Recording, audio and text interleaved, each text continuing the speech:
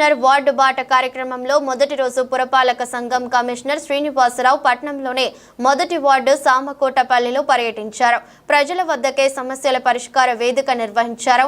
ఈ సందర్భంగా మాట్లాడుతూ రాష్ట్ర ముఖ్యమంత్రి, జిల్లా కలెక్టర్, కడాపిడి తదితర అధికారులు నిర్వహించే సమస్యల పరిష్కార వేదిక కార్యక్రమానికి ప్రజల నుండి పెద్ద ఎత్తున వస్తున్న వినతులను చూసి వాటిలో చిన్న చిన్న సమస్యలను అక్కడికక్కడే పరిష్కరించాలన్న ఉద్దేశంతో కార్యక్రమాన్ని ప్రారంభించారు.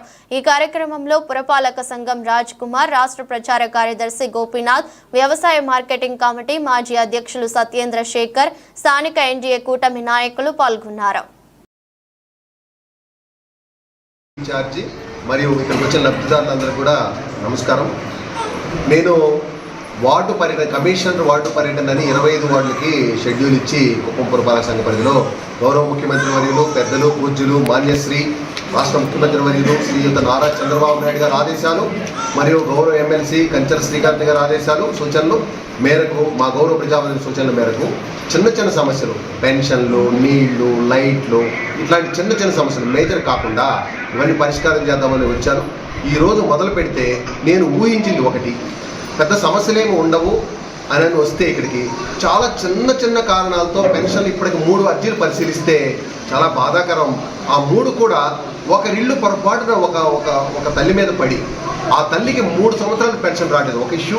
ఇంకొక ఆమె ఒకే కార్డులో 8 మంది సభ్యులు పెట్టుకొని తెలియక ఆ 3 కొడుకులు ఇళ్ళు ఒకే ఆ తల్లి పేరు మీద పడి ఒక పెన్షను. ఈ విధంగా గత 3 సంవత్సరాల బట్టి వాళ్ళకి ఆ చిన్న చిన్న విషయాలు వాళ్ళకి తెలియచెప్పక కలెక్టర్ గారు, కమిషనర్ గారు, గౌరవ ముఖ్యమంత్రి గారు వచ్చేటప్పుడు అర్జీలిస్తూ తిరుగుతున్నారు. కేవలం 3 అర్జీలు పరిశీలిస్తే 2 ఇలా తెలియదు. చాలా చాలా బాధాకరం. ఆ 2 ఇక్కడే సిస్టంలో ఆ తల్లి పేరు మీద ఉండే పొరపాటును బట్టి తీసేసి ఎవరో దొరయ్య పేరు మీద పక్కింటి వాళ్ళ పడి తీసివేశాను ఇప్పుడే స్పాట్లో. వాళ్ళకి నెక్స్ట్ గౌరవ ముఖ్యమంత్రి గారు ఆప్షన్ ఇవ్వబోతున్నారు వచ్చే నెలలో. ఆ పెన్షన్ సబ్మిట్ చేసి ఆ తల్లికి నెక్స్ట్ వచ్చే అవకాశం ఉన్నది. ఇంకొక ఆమె పొరపాటులో 100 స్క్వేర్ ఫీట్లు ఎక్కువ ఉన్నాయి, 3 బిడ్డలు, 3 ఇళ్ళు, ఎవరు బతుకు కూలీనాలు తీసుకొని బతుకుతున్నారు. అలాంటి వాళ్ళ కాన్సెప్ట్ అర్థం చేసుకోవాలి కానీ చాదస్తం పెట్టుకోకూడదు చట్టంలో. అవన్నీ కూడా తీసివేశాను. ఇలాంటి సమస్యలన్నీ సాయంత్రం ఏ టైం అయినా ఇక్కడే కూర్చొని ఈ పేద వర్గాలకి కనీసం ఆ సమస్య మీకు ఎందుకు రాలేదు కూడా వాళ్ళకి తెలియదు. నేను వాళ్ళకి ఒక్కొక్క అర్జీ పరిశీలించి 10 నిమిషాల పాటు కౌన్సిలింగ్ చేసి నీకు ఈ పరిస్థితుల్లో రాలేదు, ఇప్పుడు మార్చానని, ఆ మార్చి నీకు పెన్షన్ వస్తుందని కాగితం కూడా ఇక్కడే ఇచ్చి మరీ వెళ్తాను. అవి కాకుండా తీసుకొని ఇప్పుడు మీ దగ్గరికే అధికారులు వచ్చి మీ యొక్క సమస్యల్ని తెలుసుకొని మీ సమస్యల్ని పరిష్కరించే కోసం వచ్చినారు. కాబట్టి ఈ అర్జీలు అనేది మీరు మళ్ళా చంద్రబాబు నాయుడు గారు వచ్చినప్పుడు ఇచ్చేది, ఇంకోరు ఇచ్చేది పరిస్థితి లేకుండా ఇప్పటికిప్పుడే మీకు ఏ సమస్య ఉన్నా కూడా ఇచ్చి మీ యొక్క కాలాన్ని, టైంని వేస్ట్ చేయకుండా మీ దగ్గరికే వచ్చినాం.